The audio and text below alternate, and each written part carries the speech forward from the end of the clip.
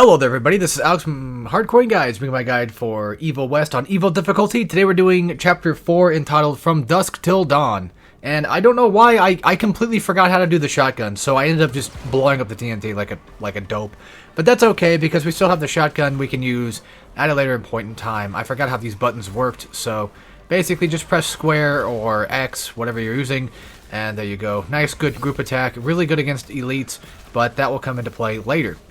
And for right now, it's just pretty much just wave after wave fight, and this is probably the part of the game where it's finally going to start showing you its true colors for how things are going to kind of be playing out for most of the game.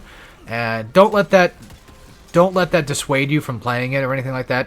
I'm just saying that it's going to get you're going to get a lot of these group fights that are probably going to happen a little bit more often than not. So, but I mean, things will change. Variety is going to be a thing that's gonna keep this game from getting stale. So, which is nice, though. I mean, the game, I know I keep praising it all the time, but this game's really good, and they have a lot of good beat 'em up hack and slash variety, actually, which is nice to have.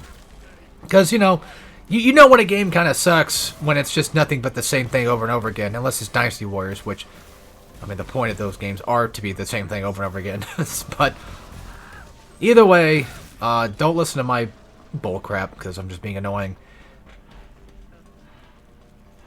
I'm trying to think of how I should approach this chapter at all. I mean, you get your rage meter thing. You get a new HP mechanic thing that just kind of shows up every once in a while. I don't know why they even bother having it. Again, it's one of those things where I feel like this game does not want to be hard on purpose. I feel like the actual intent of the game was just to have more so a fun experience.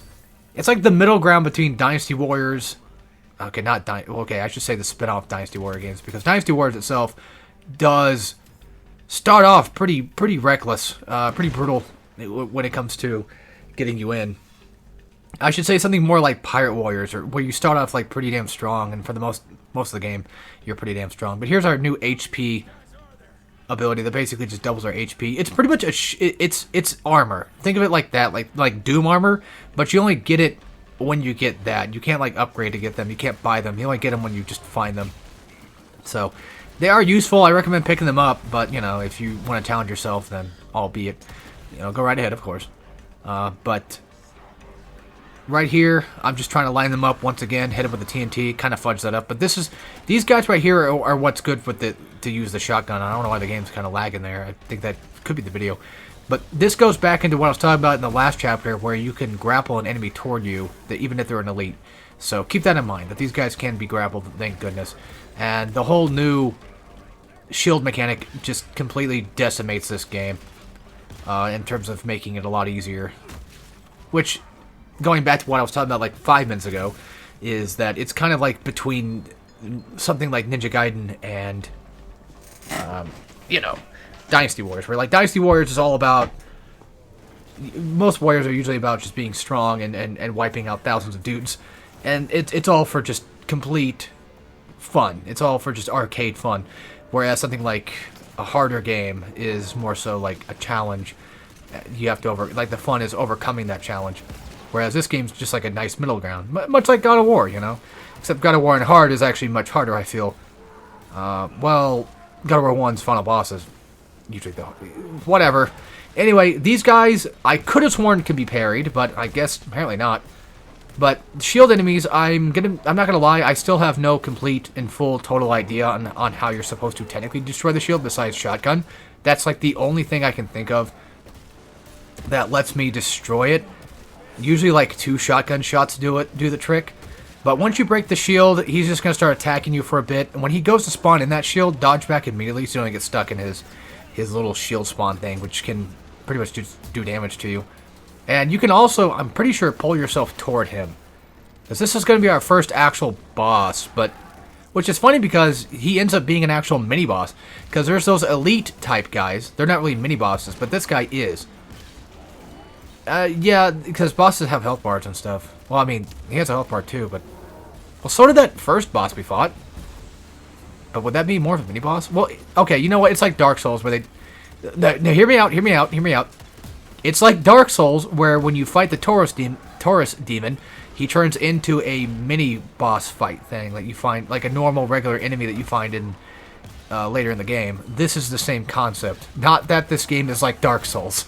Not that. I'm just saying that this works about the same in that regard. That's like probably the only regard I can think of. I mean, there's obviously the other more so obvious things that can be compared to, but let's just keep it as is. But a true boss should have like a health bar on the bottom, I'm pretty sure. But those guys are not that bad when they're by themselves. In groups, they can be an absolute menace. But for the most part, when they're just kind of just alone doing their own thing, they're not really that hard, and they're actually kind of fun to fight too. So pretty much just shotgun blast the shield, and you can either wait for another shotgun recharge or try to go for punches and dodge the shield attack. I'm pretty sure you can block the shield attack, I think. Maybe not the charge move, but at least the swipe. And this, I think, is pretty much where the chapter practically ends. So you can play this one of two ways. You can do what I'm doing and just start pummeling dudes to keep them, from surrounding you. Using the shockwave to your advantage, that kind of thing. Using the TNTs, whatever you need to. Or just run around the entire room for like a minute, and there you go. Because this entire part is basically just a story bit. I mean, you can die here, so it's definitely one thing to kind of just be careful of. But to be fair, you can avoid most of the trouble if you just keep yourself rolling around and paying attention to where enemies are going to be at. And the dynamite definitely does help. Now, I don't think you get XP for killing enemies in this area, because as you can see on the bottom, whenever I kill an enemy, I don't get any XP from it whatsoever. I don't remember if the rage mode gives you XP on that part either.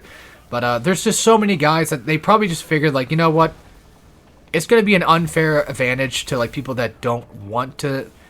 Like, people who want to play this game more casually, it might be a more unfair thing to them if better players got more XP early just because they did this. But I still think that's kind of... I don't think that's what they did that for, but I would say that's completely stupid if they did that. That would be kind of dumb. Because, like, I mean, the point of being a better player is to get better rewards. That's just kind of the norm with most games, but that's neither here nor there, I guess.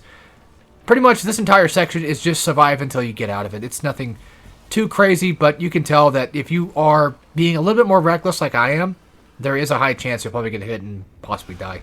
So just watch out for that. And then you get your rage meter. It lasts for like 3 of these bars, and just wipe all these guys out, and that's pretty much it. So I think that's the end of the chapter 2. I have nothing much else to say besides thank you all for watching. I'll see you guys next time. So as always, take care, everybody.